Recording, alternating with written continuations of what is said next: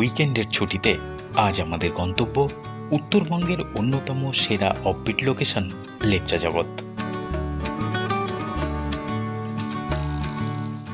দার্জিলিং বা গ্যাংটকের ভিড়ভাট্টা এড়িয়ে সম্পূর্ণ প্রকৃতির মাঝে দিন দুয়েক কাটানোর জন্য আদর্শ গন্তব্য হলো এই লেপচা জগৎ। একদম এই যে পাইন ফরেস্টের পাশেই এই যে হোমস্টে, এখানে আরেকটা হোমস্টে আছে গ্রিন ভ্যালি হোমস্টে, আর তার পাশেই আমাদের এই হোমস্টেটার নাম হচ্ছে ইউভি হোমস্টে। পাহাড়ি আঁকাবাঁকা রাস্তা, দুই ধারে পাইনের জঙ্গল, আর হাত বাড়ালেই আমাদের সবার প্রিয় কাঞ্চনজঙ্ঘা।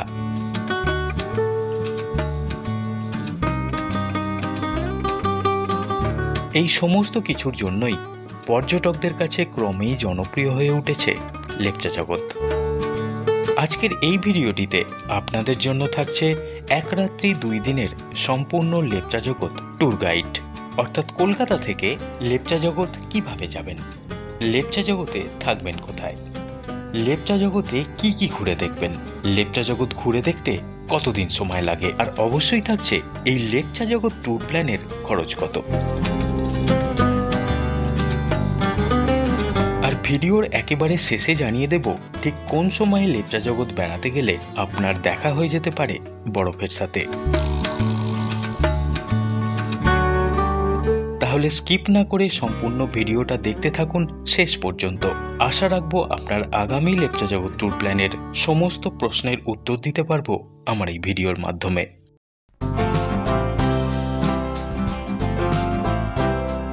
তবে সবার প্রথমে যেটা জানতে হবে, লেপচা জগৎ জায়গাটা ঠিক কোথায় অবস্থিত। নিউ জলপাইগুড়ি থেকে কার্শিয়াং হয়ে আরও খানিকটা এগিয়ে গেলেই আমরা পৌঁছে যাই ঘুম। এই ঘুম থেকে একটি রাস্তা যাচ্ছে দার্জিলিংয়ের দিকে, আর বাঁ দিকের এই রাস্তাটি ধরলে আপনি সোজা পৌঁছে যাবেন মানিভঞ্জন হয়ে সান্দাকফু।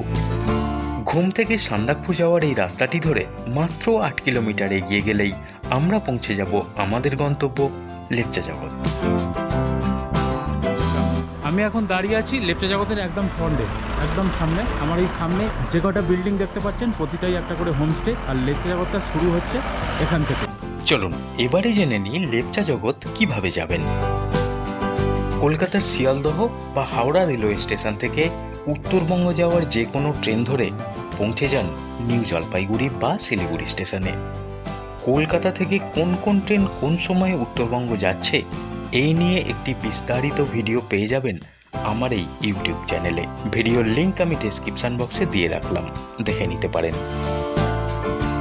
সকাল সকাল ট্রেন থেকে নেমে আমাদের প্রথম কাজ হলো লেপচা জগতের জন্য একটা গাড়ি বুকিং করা। নিউ জলপাইগুড়ি বা শিলিগুড়ি স্টেশনের বাইরেই রয়েছে ট্যাক্সি স্ট্যান্ড, যেখান থেকে লেপচা জগৎ সহ উত্তরবঙ্গের যে কোনো জায়গার জন্য গাড়ি পেয়ে যাবেন খুব সহজেই। নিউ জলপাইগুড়ি থেকে লেপচা জগৎ কম বেশি 70 কিলোমিটার রাস্তা, সময় লাগবে 2.5 থেকে 3 ঘন্টা। এই 70 কিলোমিটার রাস্তা সফর করার জন্য আপনি পেয়ে যাবেন দুটি অপশান। আপনি পুরো গাড়িও বুকিং করতে পারেন বা শেয়ারেও যেতে পারেন। একটি 4 সিটার গাড়ির বর্তমান ভাড়া 2500 থেকে 3000 টাকা। আর যদি একদম বাজেট ট্রাভেল করতে চান তাহলে দার্জিলিং যাওয়ার যে কোনো গাড়ি ধরে চলে আসুন ঘুম পর্যন্ত, ভাড়া লাগবে 200 থেকে 250 টাকা। তারপর ঘুম থেকে সুখিয়ার দিকে যাওয়ার একটি গাড়ি ধরে নেমে পড়ুন লেপচা জগতে, ভাড়া 50 টাকা। লেপচা জগতে থাকবেন কোথায়? লেপচা জগতে থাকার জন্য রয়েছে অসংখ্য হোমস্টে। গ্যাংটক বা দার্জিলিংয়ের মতো লাক্সারি হোটেলের ব্যবস্থা এখানে প্রায় নেই বললেই চলে। লেপচা জগতে গাড়ি থেকে নামার পরে আপনি রাস্তার দুই পাশে চোখের সামনে যতগুলো বাড়ি দেখতে পাবেন প্রতিটাই একটা করে হোমস্টে। অন্যান্য জায়গার হোমস্টেতে থাকার ঠিক যেরকম নিয়ম এখানেও একই রকম। হোমস্টে বুকিংয়ের মধ্যেই ধরা থাকে থাকা এবং খাওয়া খরচ পার হেড হিসাবে। থাকার পাশাপাশি পেয়ে যাবেন 4 বেলা খাওয়া, প্রথম দিনের লাঞ্চ, সন্ধ্যায় চা এবং স্ন্যাক্স, রাতের ডিনার এবং পরদিন সকালের ব্রেকফাস্ট। লেপচা জগতে থাকার জন্য রয়েছে বিভিন্ন বাজেটের হোমস্টে, শুরু হয় 800 বা 1000 টাকা থেকে, আর একদম ভালো কোয়ালিটির হোমস্টের জন্য খরচ পড়বে 1800 বা 2000 টাকা। আমরা লেপচা জগতে ছিলাম একটা মধ্যম বাজেটের হোমস্টেতে। তবে আপনি হোমস্টে বুকিং করবেন আপনার নিজের পছন্দ এবং নিজের বাজেট মতো। একদম এই যে পাইন ফরেস্ট পাইন ফরেস্টের পাশেই এই যে হোমস্টে ইউভি হোমস্টে, ওইখানে বুকিং নাম্বার দেওয়া আছে, বুকিং নাম্বার আমি ডেসক্রিপশানে দিয়ে দেবো। হোমস্টেটা একটু ঘুরিয়ে দেখাই চলুন। এখানে একটা ডাইনিং আছে, আমাদের রুমটা এদিকে নিচে, আর এখানে একটা ব্যালকনি আছে, ওপেন ব্যালকনি। এখানে বেশ এদিকে একটা ভিউ আছে, কিন্তু ভিউ পুরো কুয়াশায় ঢাকা, মেঘে ঢাকা। এখানে বসে খাওয়া দাওয়া করা যাবে, এই জায়গাটা বেশ ভালো জায়গা। এইটা হলো রুম, 4 বেডের রুম। ওখানে একটা বেড, ডাবল বেড, এখানে একটা ডাবল বেড, বাট আমি একাই থাকবো, একাই শেয়ার করবো। এখানে একটা টেবিল আছে, আয়না, এখানে জামা কাপড় রাখার জায়গা, প্লাগ পয়েন্ট, ওদিকে একটা জানলা, ওদিকে একটা জানলা, চেয়ার, এখানে আরেকটা প্লাগ পয়েন্ট, আর এই হলো টয়লেট, গিজার টিজার সব কিছুই আছে। লেপচা জগতে কি কি দেখবেন? এক রাত্রি 2 দিনের লেপচা জগৎ সফরের প্রথম দিন এনজেপি থেকে লেপচা জগৎ পৌঁছতে সকাল পেরিয়ে দুপুর হয়ে যাবে। দুপুরে হোমস্টেতে চেক ইন করে স্নান সেরে লাঞ্চ সেরে ফেলুন। তারপর একটু রেস্ট নিয়ে গুটি গুটি পায়ে বেরিয়ে পড়ুন গোটা লেপচা জগৎ গ্রামটা ঘুরে দেখতে।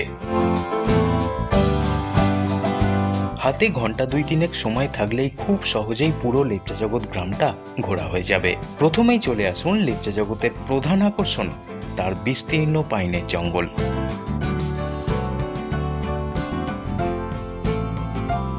এই পাইনের জঙ্গলের মধ্যে দিয়ে চড়াই রাস্তা বেয়ে খানিকটা উপরে উঠে এলেই আপনি পৌঁছে যাবেন লেপচা জগৎ কাঞ্চনজঙ্ঘা ভিউ পয়েন্টে। পরিষ্কার মেঘমুক্ত আকাশে দিনের যে কোনো সময়েই আপনি দেখতে পাবেন আমাদের সবার প্রিয় কাঞ্চনজঙ্ঘাকে।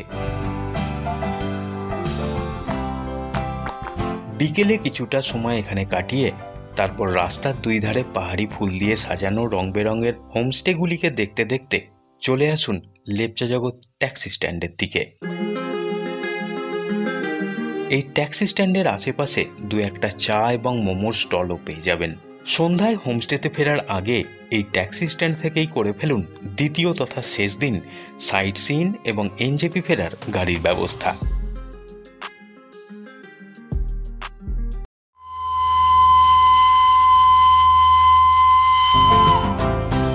লেপচা জগৎ ভ্রমণের দ্বিতীয় তথা শেষ দিন লেপচা জগৎ থেকে সাইট সিইনে কোন কোন জায়গা ঘুরে সন্ধ্যার মধ্যে এনজেপিতে পৌঁছানো যায় এবার সেটা জানাবো।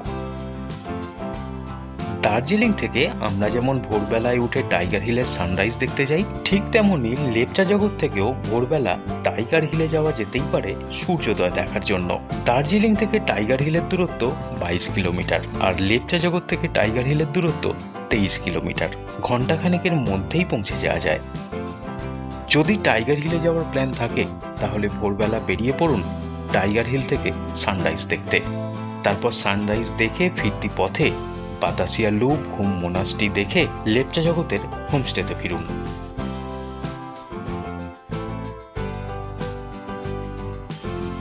তারপর হোমস্টের ট্যারিফে থাকা ব্রেকফাস্ট সেরে চেক আউট করে সুখিয়া পুকুরি, সীমানা view point, Gopaldhara tea estate এবং মিরিক লেক ঘুরে বিকেল বা সন্ধ্যের মধ্যে এনজেপি স্টেশনে ফিরুন।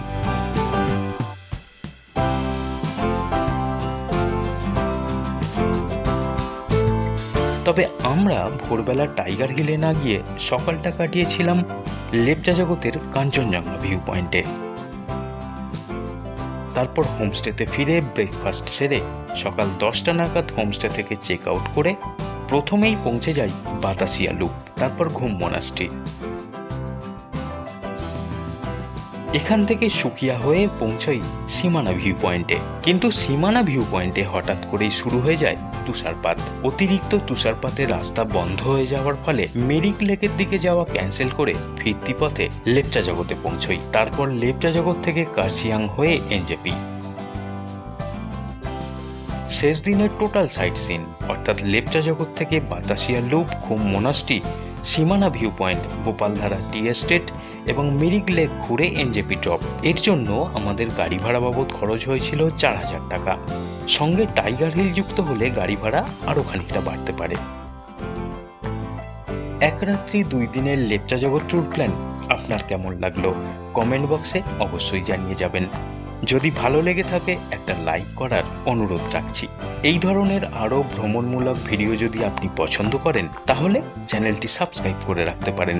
লেপচা জগৎ ট্যুর প্ল্যান সংক্রান্ত কোনো প্রশ্ন থাকলে কমেন্ট করে জানাতে পারেন। ভিডিওটি দেখার জন্য অসংখ্য ধন্যবাদ।